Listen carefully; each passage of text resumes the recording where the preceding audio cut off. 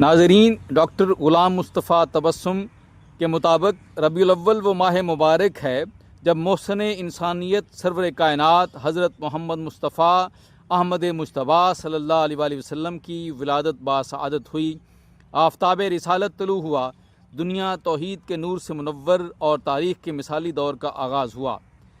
ربیع الاول ہجری سال کا اہم سنگ میل ہے، اسلامی تاریخ میں نمایاں مقام اور کلیدی اہمیت کا حامل ہے۔ یہ ماہ مبارک سرکار دو جہاں کی ولادت اور آپ صلی اللہ علیہ وآلہ وسلم کی تشریف آوری کے حوالے سے ماہ و سال کی پوری تاریخ میں ایک منفرد حوالہ رکھتا ہے۔ ربیع الاول کے لغوی معنی تو پہلی بہار کے ہیں۔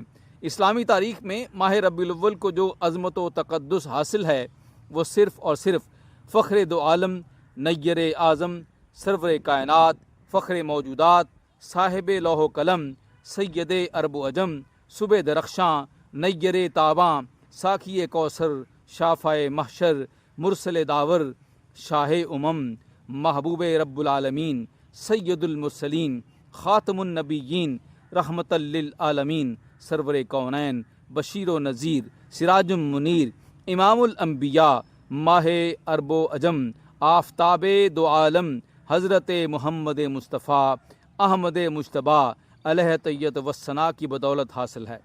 یہ وہ بابرکت اور بہار آفری مہینہ ہے جس کی آمد سے چمنستان دہر کی مرجھائی ہوئی کلیاں کھل اٹھیں، خزاں رسیدہ گلستان سرسبز و شاداب ہو گئے۔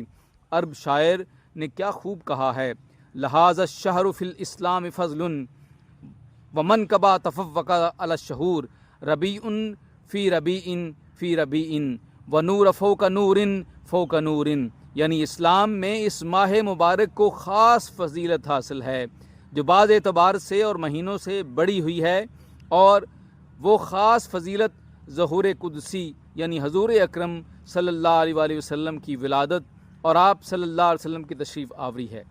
آپ صلی اللہ علیہ وسلم کی آمد دنیا کی بہار کا سبب ہے۔ پھر جس مہینے میں آپ صلی اللہ علیہ وسلم تشریف لائے وہ ربیع در ربیع ہے، یعنی بہار ہی بہار ہے اور نور ہی نور ہے۔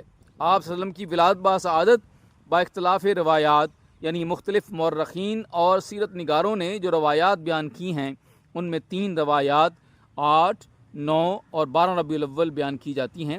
12 ربیع الاول ایک عام الفیل کو زیادہ شہرت حاصل ہے۔ مشہور روایت 12 ربیع الاول ہے۔